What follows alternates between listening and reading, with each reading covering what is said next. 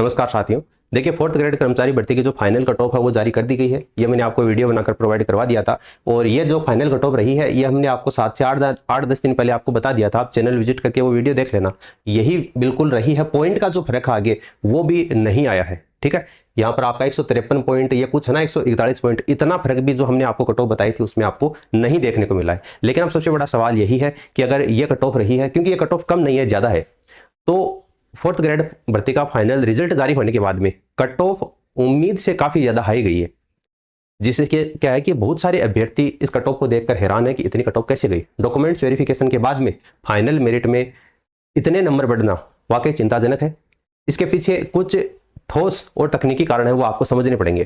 ठीक है, तो इसके मुख्य रूप से 5 कारण वो मैं आपको बताऊंगा। पहला जो कारण है वो आपका है 5750 सीटें जो है वो क्या है, फिलहाल होल्ड है। सबसे प्रमुख और जो सीधा कारण है वो यही है कि टोटल जो वैकेंसी थी वो 53,750 पदों पर थी, लेकिन कर्मचारी चयन बोर्ड ने अभी तक केवल 48,000 सीटों पर ही फाइनल परिणाम जारी किया है। यानी कहने का मतलब है कि 5,750 सीटें हैं वो फिलहाल होल्ड कर ली गई है। क्योंकि राजस्थान हाईकोर्ट का निर्णय आया था, कर्मचारी चयन बोर्ड को दिया गया था कि कम से कम आप मिनिमम जो पासिंग मार्क्स है वो डिसाइड कीजिए। क्योंकि कर्मचारी चयन बोर्ड ने आलोक राज जी ने बिना कुछ सोचे समझे 0.0003 वाले जो नंबर है उनको भी पास कर दिया था। तो हाईकोर्ट ने कहा कि 0.003 जीरो ही होता है, उसमें कोई ज्यादा फर्क नहीं है। इसलिए कुछ कैटेगरियों का परिणाम है वो हाईकोर्ट के न्याय आदेश के अधीन है। तो फिलहाल 5,750 कैंडिडेट है जिनका परिणाम अभी तक होल्ड किया गया है, तो इनका परिणाम फिर से जारी किया जाएगा। और आप खुद सोचिए, जब 53,750 पदों की भर्ती है, उनमें से 5,750 सीटें कोर्ट के आदेश के तहत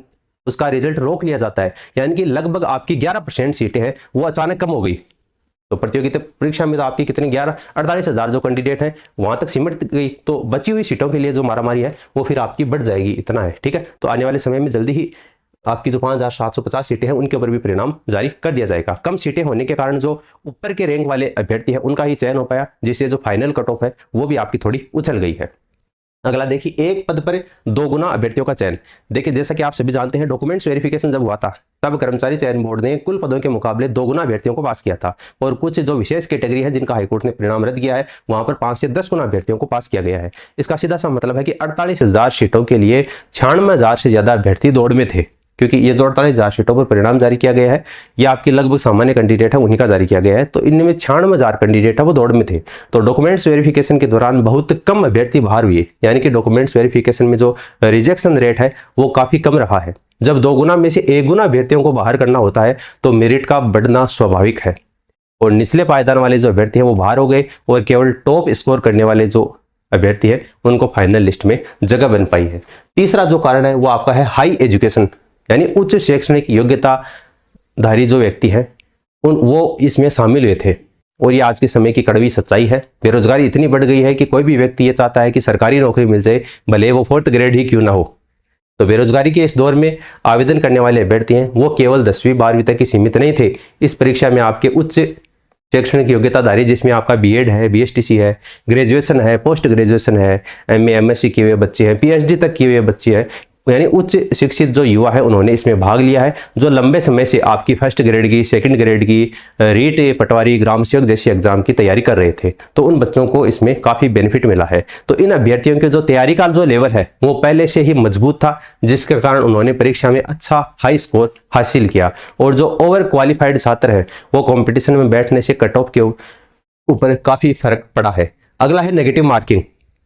ठीक है, जो आपकी संशोधित उत्तर कुंजी जारी की गई है फाइनल रिजल्ट से पहले, जब बोर्ड ने आपत्तियों का निस्तारण करके संशोधित आंसर की जारी की, तो कई पारियों में प्रश्नों के डिलीट होने या उत्तर बदलने से अभ्यर्थियों के नंबरों के ऊपर बड़ा उलटफेर पड़ा है। आप कहोगे सर नेगेटिव मार्किंग तो थी नहीं, लेकिन नेगेटिव मार्किंग तो नहीं थी, लेकिन आपकी जो रिवाइज आंसर की जारी की गई तो उसमें काफी प्रश्न है वो डिलीट करने पड़े। तो वो एक तरीके से आप देखोगे तो वो नेगेटिव मार्किंग से कम नहीं था, है ना। अगला है नॉर्मलाइजेशन।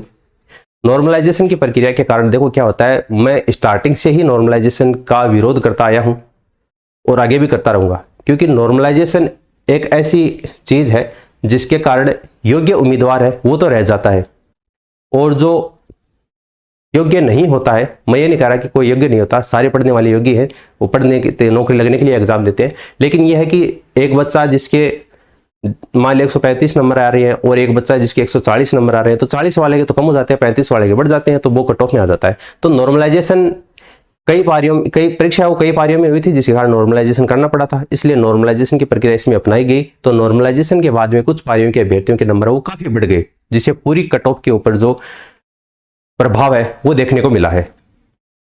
इसलिए ये कुछ प्रमुख कारण हैं जिसके कारण कट ऑफ हाई गई है। तो साथियों, हाई कट ऑफ जाने से आप निराश मत होइए। अभी 5750 सीटें हैं वो होल्ड पर है। जब उनका फाइनल फैसला आएगा और बोर्ड एक एडिशनल सूची जारी करेगा तो कट ऑफ में थोड़ा गिरावट देखने को मिल सकती है। इसलिए जिन भाई बहनों का चयन कुछ पॉइंट्स या 1-2 नंबर से रुका है, उनकी उम्मीदें अभी तक पूरी तरीके से खत्म नहीं हुई है। और वेटिंग लिस्ट वालों के लिए मैं ये बता दूं कि जिन भी अभ्यर्थियों का 2 नंबर या 3 नंबर आप मैक्सिमम मान लीजिए, क्योंकि इंस्टाग्राम पर मुझे जब से रिजल्ट जारी हुआ है रात से, तब तक इंस्टाग्राम का मेरा जो डीएम है वो भरा पड़ा है एक ही क्वेश्चन से कि सर हमारा कुछ नंबर से रह गया, क्या वेटिंग लिस्ट में हमारा नंबर आएगा।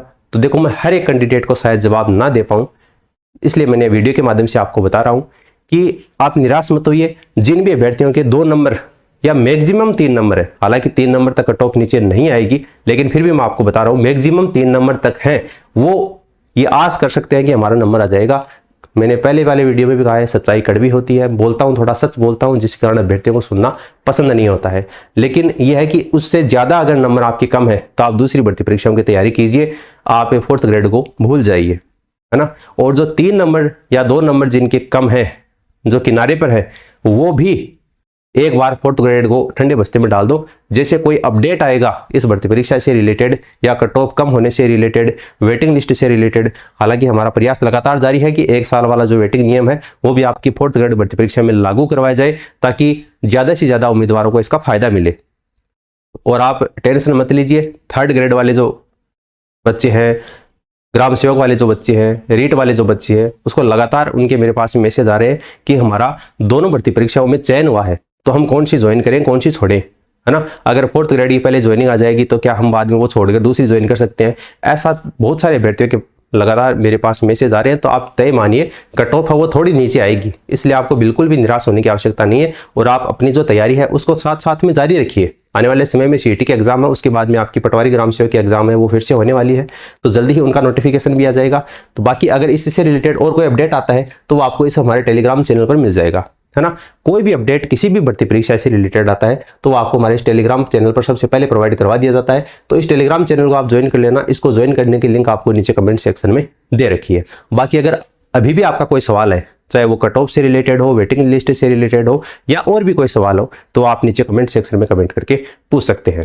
फिलहाल इस वीडियो में इतना ही। धन्यवाद।